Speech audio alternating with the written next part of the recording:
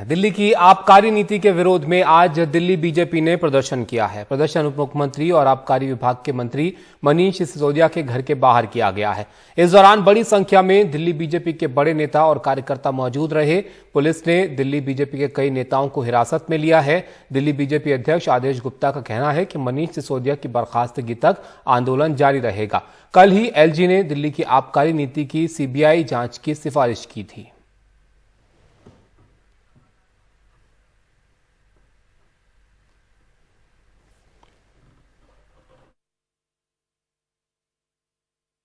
मनीष सिसोदिया की बर्खास्तगी को लेकर जो शराब माफिया से मिलकर उन्होंने हजारों करोड़ रुपए का घोटाला किया है, अरविंद केजरीवाल की नाक के नीचे हजारों करोड़ रुपए उन्होंने शराब माफिया को फायदा पहुंचाया है।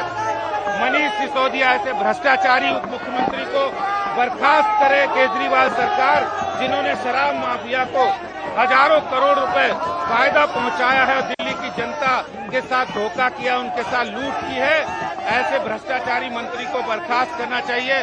उन्होंने शराब की नई नीति लागू करके दिल्ली को बर्बाद करके गली मोहल्ले के नुक्कड़ों पर शराब के नए ठेके खोले हैं। इसके खिलाफ ये आंदोलन है। जिस तरह एलजी ने एमएचए को रिकमेंड किया कि इस मामले में सीबीआई की जांच हुई, इस पर दिल्ली सरकार ने चुप्पी साध दी। इस मुद्दे पर कुछ नहीं बोल रहे हैं, अलग अलग बात कर रहे हैं। और उनका यह भी कहना है कि पहले सत्येंद्र जैन की गिरफ्तारी हुई, सत्येंद्र जैन ने कहा कि मेमोरी लॉस हो गया, कोई बात नहीं बता पाए।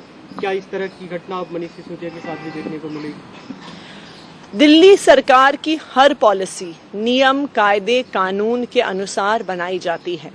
इसलिए जैसा हमने कहा, एलजी साहब को चाहे सीबीआई को केस भेजना हो, दिल्ली पुलिस को भेजना हो, ईडी को भेजना हो, इनकम टैक्स डिपार्टमेंट को भेजना हो, वो जिसको चाहे केस भेज दें।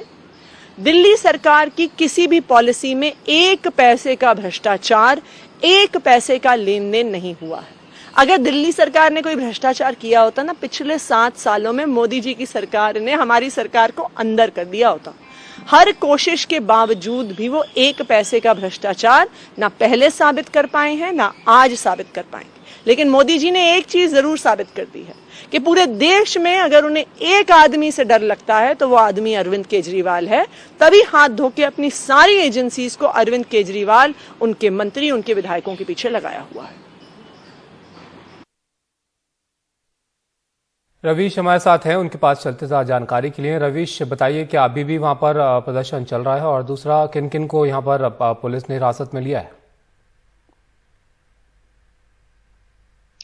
आज देखिए, बीजेपी का प्रदर्शन तो खत्म हो चुका है। तकरीबन 40 से 45 मिनट का ये प्रदर्शन था, और इसमें आदेश गुप्ता जो कि बीजेपी के अध्यक्ष हैं वो शामिल थे, सांसद शामिल थे, रमेश बिधूड़ी वो थे, और तमाम सारे जो कार्यकर्ता हैं उन्होंने आज आईटीओ स्थित जो मनीष सिसोदिया का घर है उसके बाहर प्रदर्शन किया। और इस प्रदर्शन के वजह से तमाम सारे रास्तों को भी आईटीओ की ओर जाने वाले बंद कर दिया गया था। और अभी पुलिस ने डिटेन किया है सैकड़ों कार्यकर्ताओं को, और पुलिस का ये कहना है कि इस तरीके के जो प्रोटेस्ट है उसके जरिए जो है वो सड़कों को बंद कर दिया जाता है, आम आदमी को परेशानी होती है, इसके चलते जो है वो ज्यादा देर तक नहीं किया जा सकता है इस तरीके के प्रदर्शन को। और यही वजह रही कि उसके बाद में प्रोटेस्टर को हटा दिया गया है यहाँ से।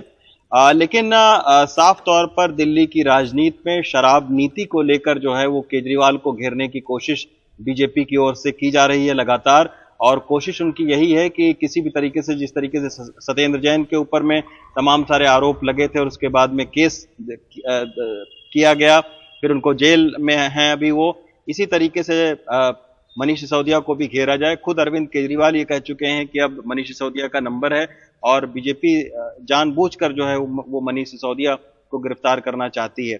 ये पूरा कहीं ना कहीं मामला जो है वो राजनीति भी खूब इस पर हो रही है, क्योंकि निगम के जो चुनाव हैं वो हो सकता है कि इस साल के अंत में हों। तो इसके चलते जो है वो बीजेपी ये सोचती है कि अगर इस मुद्दे पर वो सरकार को घेरती है तो इसका शायद उससे सियासी फायदा मिल जाए। तो यही वजह है कि खुद डिप्टी सीएम पर इस तरीके के गंभीर आरोप बीजेपी की ओर से लगाए गए हैं। आम आदमी पार्टी का ये कहना है कि इन आरोपों में कोई दम नहीं है। जो सारी नीति है, शराब की नीति है, वो सार्वजनिक नीति है और उसको कोई भी जाकर पढ़ सकता है, वेबसाइट पर भी मौजूद है, और इसमें किसी भी तरीके का कोई भी घोटाला नहीं हुआ है। उनका ये भी कहना है कि अगर बहुत गंभीर घोटाला होता तो बहुत पहले ही जो है वो बीजेपी जिस तरीके से देश भर के अलग अलग पार्टियों के नेताओं के खिलाफ मुकदमे करती है, उनको जेल भेज रही है, उसी तरीके से बहुत पहले ही जो है वो मनीष सिसोदिया के ऊपर में मुकदमा दर्ज होता।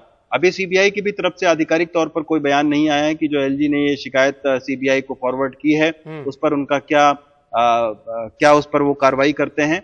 लेकिन निश्चित तौर पर अब इस पर आने वाले दिनों में ताबिश आप देखिएगा, तमाम सारी राजनीति आम आदमी पार्टी, कांग्रेस और बीजेपी की ओर से होंगी, एक दूसरे को घेरने की भी कोशिश की जाएगी। बिल्कुल, अब वो दिख भी रहा है रवीश, जिस तरीके से प्रदर्शन हो रहा है, सियासत अब जोरों पर है इस मुद्दे को लेकर। शुक्रिया आपका सब जानकारी के लिए। तो आम आदमी पार्टी जहां एक तरफ इन आरोपों को झूठा बता रही है, वहीं बीजेपी इन आरोपों को लेकर अब आम आदमी पार्टी मनीष सिसोदिया पर निशाना साध रही है।